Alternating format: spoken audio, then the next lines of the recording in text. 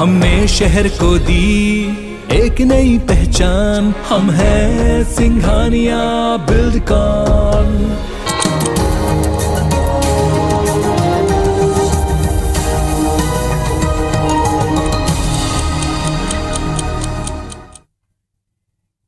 तो चलिए, morning headlines के बारे में हमने आपको जानकारी दे दी। आज ये वो तमाम बड़ी खबरें हैं जिनके ऊपर आज दिन भर IBC 24 का फोकस रहेगा। और सबसे पहले इस बुलेटिन में बात करेंगे खैरागढ़ उपचुनाव की।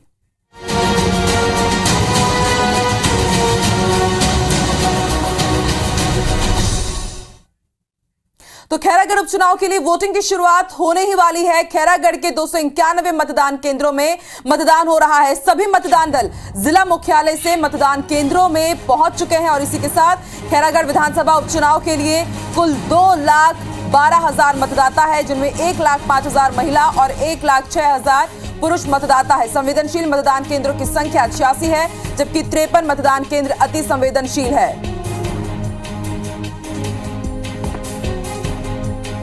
तो इस वक्त की बड़ी खबर, इलेक्शन ब्रेकिंग हम आपको दिखा रहे हैं। खैरागढ़ चुनाव की दंगल की अगर बात की जाए तो मतदान की शुरुआत हो चुकी है। आपको बता दें, सुबह 7 बजे से शाम 5 बजे तक मतदान की शुरुआत हो चुकी है। और सुरक्षा के पूरे पुख्ता इंतजाम किए गए हैं। जितने भी 291 कंपनियां हैं जो पहुंची हुई हैं सुरक्षा के लिहाज से। और सुबह से ही लोगों में उत्साह देखा जा रहा है। 7 बजे हैं, लेकिन अभी से ही जो मतदाता है वो अपने घरों से निकलने लगे हैं मतदान करने के लिए। तस्वीरें भी हम आपको दिखा रहे हैं।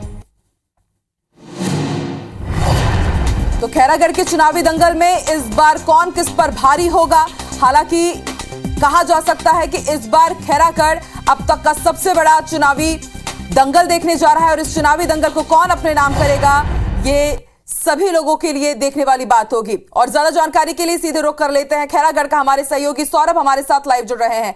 सौरभ, 7 बजे है और देखा जा सकता है, आपके पीछे भी हम देख पा रहे हैं कि लोगों का उत्साह है। सुबह 7 बजे से ये लोग अपने घरों से निकलने लगे हैं मतदान करने के लिए। समझा जा सकता है कि क्या इस बार वाकई वोट परसेंट और ज्यादा बढ़ेगा, क्योंकि तस्वीरें कुछ यही बयां कर रही हैं।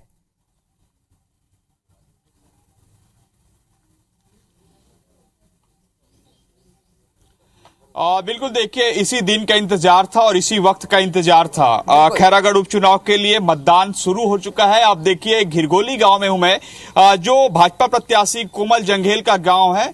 और आप देख सकते हैं कि यहां पर भीड़ जो है, ग्रामीण जो है सुबह से ही पहुंच रहे हैं और सभी में उत्साह देखा जा रहा है। यहां पर 630 मतदाता हैं इस केंद्र में और पूरे मतदाताओं के लिए जो है यहां पर चाक चौबंद व्यवस्था की गई है। गर्मी का दिन है, इसलिए आप देख सकते हैं कि तमाम व्यवस्थाएं की गई। पहली बार जो है इस मतदान केंद्र में कुछ नए जो युवा मतदाता है वो भी वोट डालने जा रहे हैं। आप देख सकते हैं लाइन में खासकर लड़कियां जो है वो जो है आगे आई हैं सवेरे से ही। इसके अलावा आप जो है लंबी लाइन, हमारे इस कैमरामैन अजय गुर्जर दिखा रहे होंगे कि किस तरीके से जो लाइनें हैं, लोगों में उत्साह है किस तरीके से। और हम आपको जो है अंदर लिए चलते हैं। आप देख सकते हैं जहां पर मतदान की प्रक्रिया शुरू हो चुकी है। संभवतः आप पहले वोटर हैं कि और हो गए? अच्छा, ये जो है ये दूसरे वोटर है इस मतदान केंद्र में। और आप देखिए कि ये एंट्री पॉइंट है और ये एग्जिट पॉइंट है। और ये मतदाता आप देखिए कि ये जो है सीधे तौर पर ये पहले वोटर हैं जो इस मतदान केंद्र में डाल रहे हैं। और आप दिखाइए दादा, आप काफी समय से लग गया आपको नीली स्याही, दिखाइए आप ऐसे ऐसे दिखाइए। तो ये देखिए नीली स्याही है। ये जो है खैरागढ़ उपचुनाव के लिए पहला कहा जा सकता है कि नीली स्याही। और कहीं ना कहीं इसके लिए उत्साह देखा जा रहा था। काफी देर तक खड़े रहे, कतक देर ले आगे रहे? 5 बजे तक। 5 बजे लागे रहे तो 7 बजे ले तो 2 घंटा पहले किसे आगे रहे? सीरियल नंबर ना, सीरियल नंबर लगे ना पहले। अच्छा, सीरियल नंबर लगे रही से उत्साह देखे। अच्छा, देखिए आप ये दादाजी 2 घंटे से सवेरे 5 बजे से यहाँ पर आ गए, क्योंकि ग्रामीण क्षेत्रों में ये अमूमन देखा जाता है कि कामकाज में जो है सवेरे निकलते। एक और युवा आप देखिए कि इन्होंने भी वोट किया है और जो है आप पहली बार डाल रहे हैं, किससे पहले वोट डाल चुके हैं? इससे पहले वोट डाल चुके हैं। अच्छा, क्या लग रहा है, किस टाइप का माहौल है इस बार? कितना उत्साह है आप लोगों में? बहुत। अच्छा, बहुत उत्साह है। बहुत कितना इंतजार था इस दिन का? बहुत दिनों से था, जब से देवव्रत जी का निधन हुआ। जी सौरभ। अच्छा, ठीक है।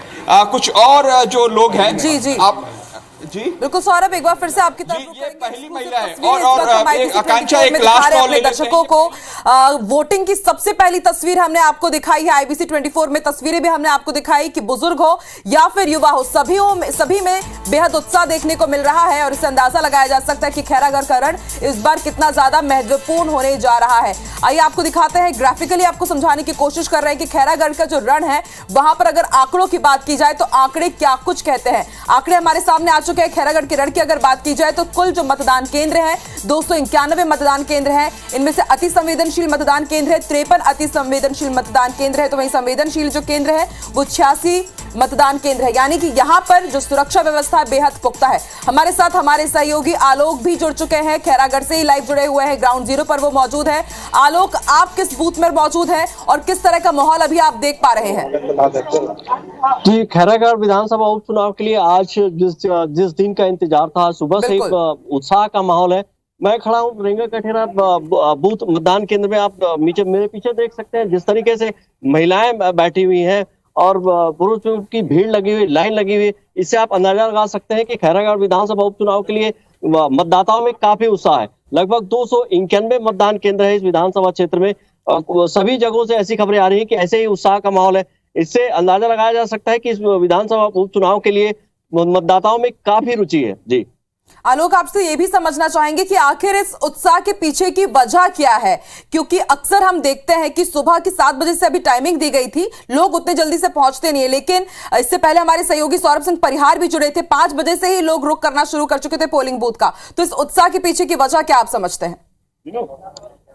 जी, इसमें मतदाताओं, खासकर जो अभी गर्मी का मौसम है, 45 डिग्री सेल्सियस गर्मी है, तो दोपहर का जो समय है उससे बचने के लिए यहाँ पे एक कारण ये भी हो सकता है। दूसरा कारण, लगभग 1.5 साल बाद ही आम चुनाव है और जिस तरीके से घोषणा की गई है, जिस तरीके से दोनों ही पार्टियों ने घोषणा की है, उसको देखकर भी उत्साह का माहौल देखा जा रहा है। सुबह से ही यहाँ पे बैठे हुए, लाइन लगा के महिलाएं बैठी हुई है, यहाँ पे पुरुष लाइन लगा है। इससे आप अंदाजा लगा सकते हैं कि इस क्षेत्र में खासकर इस विधानसभा उपचुनाव के लिए काफी उत्साह का माहौल है और इससे वोटिंग का परसेंटेज भी बढ़ने की पूरी संभावना है। जी ठीक है आलोक, आप बने रहिए, आगे भी ताजा अपडेट हम आपसे देते रहेंगे। और इस वक्त साथ ही साथ हम ये भी अपील करेंगे अपने तमाम दर्शकों से कि वो भी जरूर पहुंचे पोलिंग बूथ। अगर आप खैरागढ़ के रहने वाले हैं और लोकतंत्र का ये जो महापर्व है उसमें आप अपनी भी वोट के जरिए अपनी आहुति जरूर दें। तो अपील हम बार बार यही करेंगे आपसे कि आप भी जरूर पोलिंग बूथ तक पहुंचे और अपना आप मतदान जरूर करें। एक बार फिर से रुक करेंगे, हमारे सहयोगी सौरभ सिंह परिहार हमारे साथ जुड़ रहे हैं। सौरभ, आलोक ने भी हमें तस्वीरें दिखाई, वो भी अलग पोलिंग बूथ में पहुंचे हुए, वहां पर भी तस्वीरें कुछ वही बयां कर रही हैं जिस केंद्र पर आप पहुंचे हुए हैं। और शासन की तरफ से, प्रशासन की तरफ से क्या कुछ तैयारी की गई है, क्या कुछ दिशा निर्देश दिए गए और वोटर्स में कितना उत्साह आप देख रहे हैं?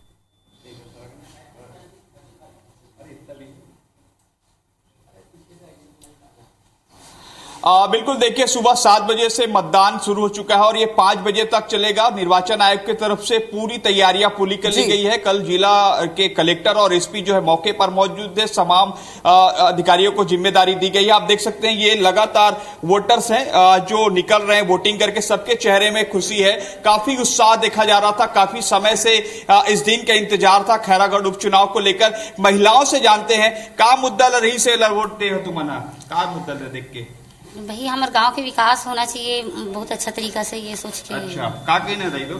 ठीक है, क्या कहना है आपका? किसान पुत्र को ही चुने हैं। अच्छा, ये मेरे साथ आकांक्षा, ये पहली बार वोट डाली हुई है, आप कैसे लग रहा है आपको? बहुत अच्छा लग रहा है। हाँ, ये मेरा पहला वोट है।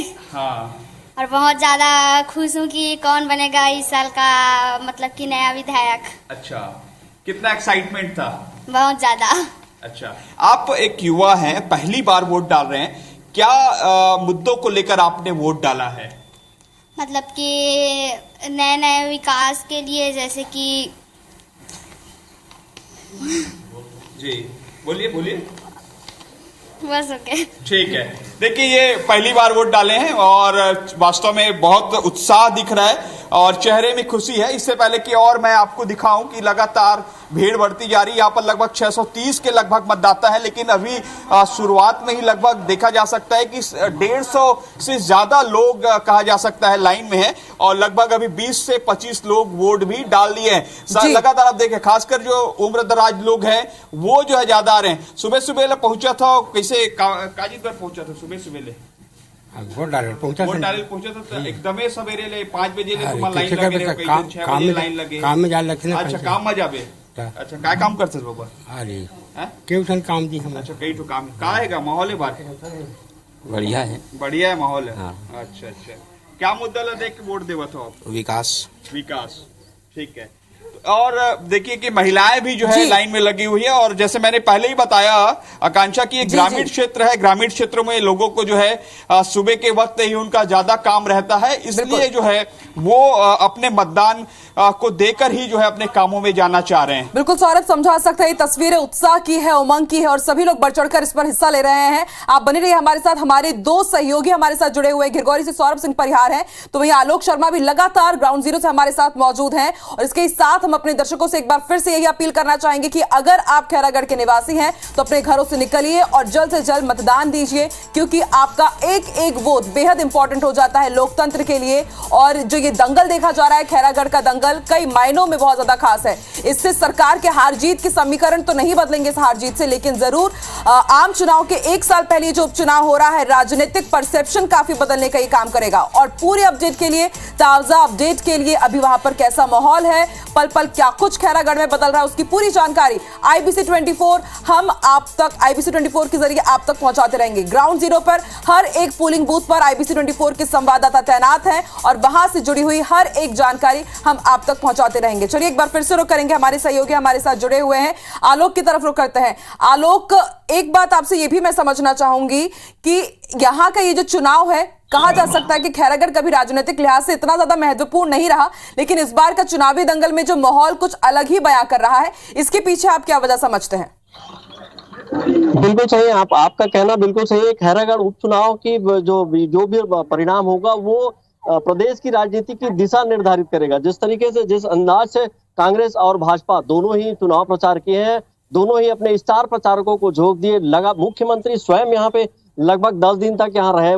मध्य प्रदेश के मुख्यमंत्री एक चुनाव और आम चुनाव से एक साल पहले, इससे आप अंदाजा लगा सकते हैं कि किस तरीके से ये उपचुनाव काफी महत्वपूर्ण है। आप देख सकते हैं जिस तरीके से महिलाओं में, मेरे पीछे महिलाओं की भीड़ नजर आ रही होगी, देख सकते हैं कि कैसे खासा उत्साह है। ये पहले मतदान, उसके बाद बाकी काम, ये जो सोच है, ये काफी उत्साहपूर्ण वातावरण है उपचुनाव के लिए। और ये निर्वाचन आयोग के लिए भी अच्छा संकेत है कि मतदाताओं में किस तरीके से उत्साह है मतदान करने के लिए। जी आलोक, आपसे ये भी समझना चाहेंगे कि कांग्रेस की बात की जाए तो 70 में से करीब 40 विधायक खैरागढ़ के रण में डटे हुए थे, ताबड़तोड़ उन्होंने जनसभाएं की। तो वहीं अगर बीजेपी की बात की जाए तो मध्य प्रदेश से भी दिग्गज नेता आए और उन्होंने भी ताबड़तोड़ रैलियां की, जनसभा की, नुक्कड़ सभाएं की।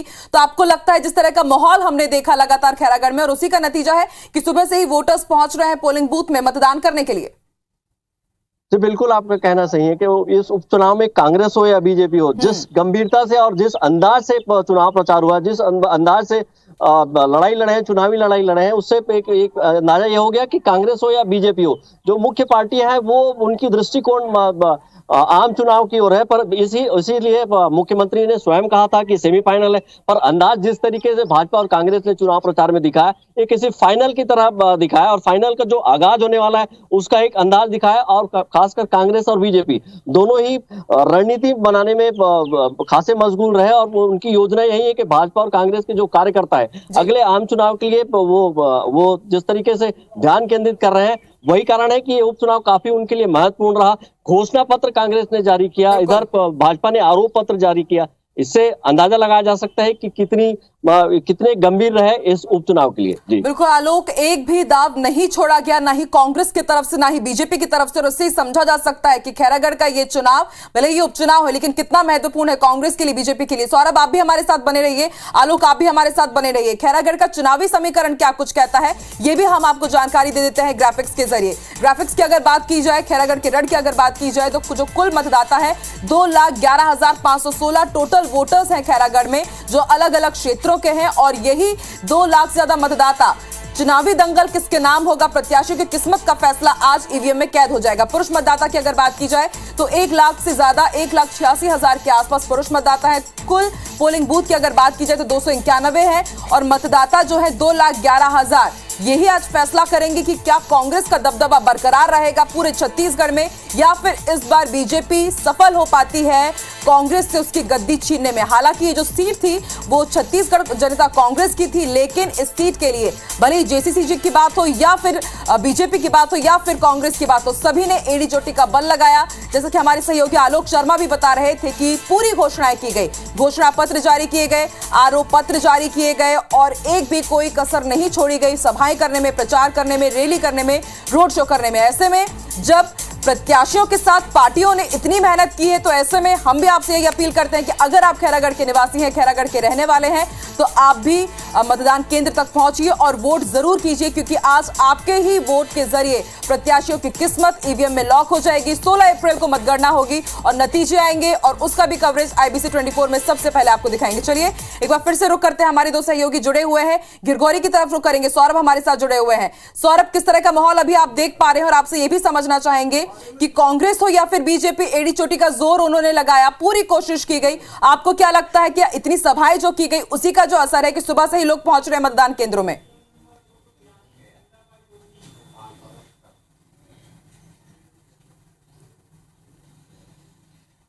बिल्कुल, देखिए 2023 में विधानसभा चुनाव होने, इससे पहले की कांग्रेस और भाजपा के लिए खैरागढ़ का जो उपचुनाव है वो सेमीफाइनल है। और ये बात जो है कांग्रेस और भाजपा के सभी बड़े नेता कह चुके हैं। मुख्यमंत्री भूपेश बघेल कह चुके हैं, पूर्व मुख्यमंत्री डॉक्टर रमन सिंह कह चुके हैं और संगठन के जो प्रदेश अध्यक्ष है दोनों पार्टियों के, वो लगातार इस बात को कह रहे थे कि ये सेमीफाइनल है। और निश्चित तौर पर कहीं ना कहीं हमने देखा है कि चुनावी रण में जो है कांग्रेस और भाजपा के तमाम बड़े नेता आए और कहीं ना कहीं ऐसी फील्डिंग जो है उन्होंने की थी ताकि कोई भी बूथ, कोई भी गांव ना छूट सके, ऐसी प्लानिंग की गई थी। चाहे कांग्रेस की बात की जाए, चाहे बीजेपी की बात की जाए। खासकर बीजेपी जिन्होंने पहली बार जो है, चौथा उपचुनाव है 2018 के बाद, लेकिन बीजेपी पहली बार जो है यहां पर देखने को मिला कि कहीं ना कहीं वो सक्रिय नजर आई और सबसे ज्यादा जो है लगता था कि उनको कि यहां पर उनकी जीत हो सकती है, इसलिए वो ज्यादा मेहनत की है। अब देखना होगा परिणाम 16 को आएंगे, लेकिन जिस तरीके से मतदाताओं का यहां पर बूथ केंद्रों में आना लगा है, उससे साफ है कि जो पिछले बार 2018 में 74% से ज्यादा मतदान हुआ था, संभव है कि इस बार उससे ज्यादा मतदान होगा, क्योंकि उपचुनाव में यह देखा भी जाता है कि मतदान का प्रतिशत जो है कहीं ना कहीं जो मूल विधानसभा चुनाव है उससे ज्यादा ही रहता है। और जैसे हमने शुरुआत में ही दिखाया कि लोग जो है सवेरे 5 बजे से लाइन में लगे हुए, बताता है कि किस तरीके से अपने मत का प्रयोग करने के लिए लोग उत्साहित है, कितने दिनों से इंतजार कर रहे थे। और खासकर जब इससे पहले दरअसल पूरा बता दें यहां पर कि देवव्रत सिंह के निधन के कारण जो है जनता कांग्रेस छत्तीसगढ़ के विधायक थे, वे उनके निधन के बाद ही यहां पर उपचुनाव हो रहे हैं। तो कहीं ना कहीं ये अब नई बात कह रहे हैं, डेवलपमेंट की बात कह रहे हैं। और डेवलपमेंट कौन बात किस पार्टी को जा रहा है, ये जो है यहां के मतदाता अब तक क्लियर नहीं कर रहे हैं। हम पिछले कई दिनों से यहां पर रिपोर्टिंग कर रहे हैं, लेकिन मतदाताओं का जो है किसी पार्टी की ओर जो है सीधे तौर पर जो झुकाव या सीधे तौर पर बात कहना वो नहीं दिखाई दे रहा है। या तो वो कहते हैं कि विकास को देंगे, या तो कहते हैं कि जो वादा खिलाफी हुई है, या तो कहते हैं कि नए जिले बनाने की मांग है। ये सारी चीजों को लेकर बात हो रही है। और जैसे हमने देखा कि कांग्रेस और भाजपा जो है, कांग्रेस जो है 15 साल के मुद्दे पर जो है बीजेपी को घेरती रही कि खैरागढ़ विधानसभा में कोई विकास नहीं हुआ, तो वही जो बीजेपी जो 3 साल के मुद्दों पर कही कि कहीं भी 3 साल में कांग्रेस सरकार ने खैरागढ़ में काम नहीं कराया है। कुल मिलाकर ये आरोप प्रत्यारोप तो चलते रहा, लेकिन जब हमने लोगों के बीच जाना, हम जो है मतदाताओं के बीच गांव तक पहुंचे, तो मतदाताओं का स्पष्ट रूप से कहना था कि इस बार जो है हम डेवलपमेंट को लेकर जो है अपना वोट देंगे। और महज 1.5 साल बचे हैं 2023 विधानसभा चुनाव, इससे पहले कि पूरी लोगों का जो खाका है, माइंडसेट बना हुआ है कि किसको वोट देना है, लेकिन वो बताते नहीं। मैं एक बार फिर से एक एग्जांपल दिखा दूंगा। यहां पर जो लोग मतदाता यहां पर पहुंचे हुए हैं, आप देखिए कि ये दादा छिप रहे हैं कि ये मेरे पास आए मत करके, और कुछ लोग हैं। युवाओं से जानना चाहूंगा मैं, आप क्या कहना चाहेंगे, क्या है इस बार माहौल? ठीक है, क्या है माहौल? माहौल अच्छा क्या है। मुद्दा ला देख के वोट दे देते हैं? देख के दे, माहौल अच्छा है। अच्छा, माहौल अच्छा है। ये युवा है, इन लोगों से चर्चा करेंगे लगातार। क्या देख रहे हैं दादा, क्या माहौल इस बार? ठीक है, अच्छा है। ठीक है। ये दरअसल मैं बता दूं आपको आकांक्षा, ये घिरघोली जो है ये भाजपा प्रत्याशी कोमल जंघेल का गांव है, तो ऐसे में समझा जा सकता है कि हो सकता है कि कुछ लोग बातें अलग तरीके करें। दाई तो वोट डाले लाए है, एक हल्ले पहले भी वोट डाले है, का मुद्दा ला देख के वोट डालबे। बिल्कुल सौरभ, इस बार खैरागढ़ चुनाव में मुद्दे अलग अलग रहे हैं। जातीय समीकरण की बात हो, ध्रुवीकरण की बात हो, धान की बात हो, बोनस की बात हो, या फिर विकास की बात हो, जिला को जो घोषणा, जिला बनाने की घोषणा की गई हो, या फिर उसकी बात हो, मुद्दे अलग अलग है। लेकिन इस बार खैरागढ़ की जो जनता है वो मौन है। देखने वाली बात होगी कि जनता का रुख किस तरफ होगा। 16 अप्रैल को रिजल्ट आ ही जाएंगे। IBC 24 सबसे पहले अपडेट देगा। आप दोनों का ही शुक्रिया पूरी जानकारी देने के लिए। तो कुल 291 मतदान केंद्रों में जो वोटिंग हो रही है उसकी प्रक्रिया शुरू हो चुकी है। सुबह 7 बजे से मतदान की शुरुआत हो चुकी है और IBC 24 की पूरी टीम लगातार जुटी हुई है आपको पल पल की अपडेट आप तक पहुंचाने के लिए। बड़ी खबर आपको भोपाल से बता दें, शिवराज कैबिनेट की आज अहम बैठक होने जा रही है और कैबिनेट में कई अहम प्रस्तावों पर मुहर लगेगी। आपको बता दें, आज का ये जो कैबिनेट बैठक होने जा रही है कई मायने में बेहद महत्वपूर्ण होगी, क्योंकि आज की इस बैठक में कई अहम प्रस्तावों पर मुहर लगेगी। इसके साथ ही आपको बता दें, कैबिनेट में अलग अलग प्रस्ताव रखे जाएंगे, इसमें मुहर लगाई जाएगी, क्योंकि जिस तरह से खरगोन में कल विवाद हुआ है और आने वाले दिनों में शिवराज सरकार की क्या कुछ रणनीति रहेगी, पूरी उसके ऊपर बातचीत की जाएगी।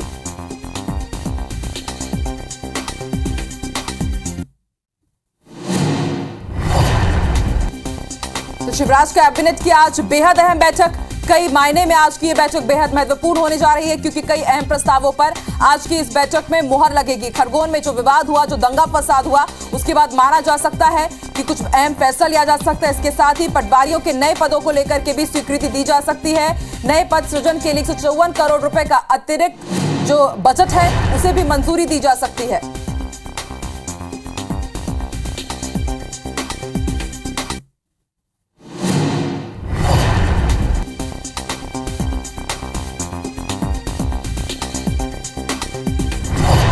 और ज्यादा जानकारी के लिए रुक कर लेते हैं हमारे सहयोगी विवेक का, जो इस वक्त भोपाल से हमारे साथ लाइव जुड़ चुके हैं।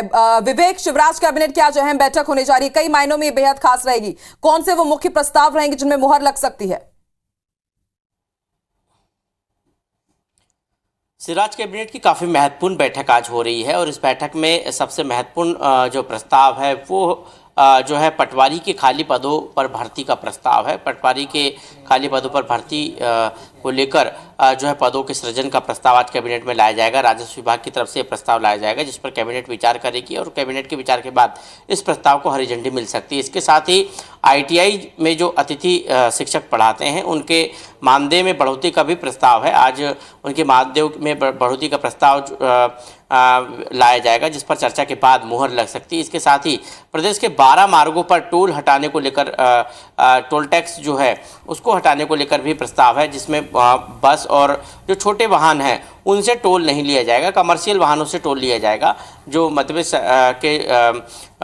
प्रदेश सरकार के PWD विभाग की सड़कें हैं उन पर जो टोल लगे हैं उन पर जो है कमर्शियल वाहनों से सिर्फ टोल वसूला जाएगा। ये प्रस्ताव भी आज की कैबिनेट की बैठक में लाया जाएगा। इन तमाम प्रस्तावों पर आज कैबिनेट विचार करेगी। करीब 1 दर्जन प्रस्ताव आज की कैबिनेट की बैठक में चर्चा के लिए लाए जाएंगे, जिस पर चर्चा के बाद मुहर लग सकती है। साथ ही मुख्यमंत्री जो है कैबिनेट बैठक में मंत्रियों के साथ खरगोन में जो घटना घटी है उस पर भी चर्चा कर सकते हैं, अनौपचारिक चर्चा कर सकते हैं। तो आज की बैठक कई मायनों में महत्वपूर्ण है।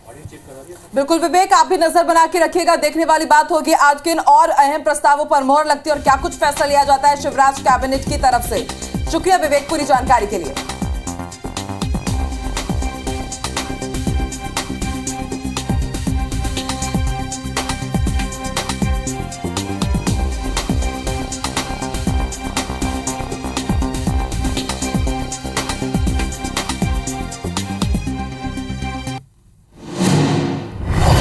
और इसी के साथ साथ की बड़ी बात में फिलहाल इतना ही। देश और दुनिया की तमाम जानकारी हम आपको IBC 24 में देते ही रहेंगे। और आगे देखिए मेरी सहयोगी रचना नितेश के साथ छत्तीसगढ़ी भाषा का बुलेटिन हमर वाणी हमर गोठ। शुक्रिया आकांक्षा। और इसी के साथ इस बुलेटिन में फिलहाल इतना ही। आप देखते रहिए IBC 24। नमस्कार।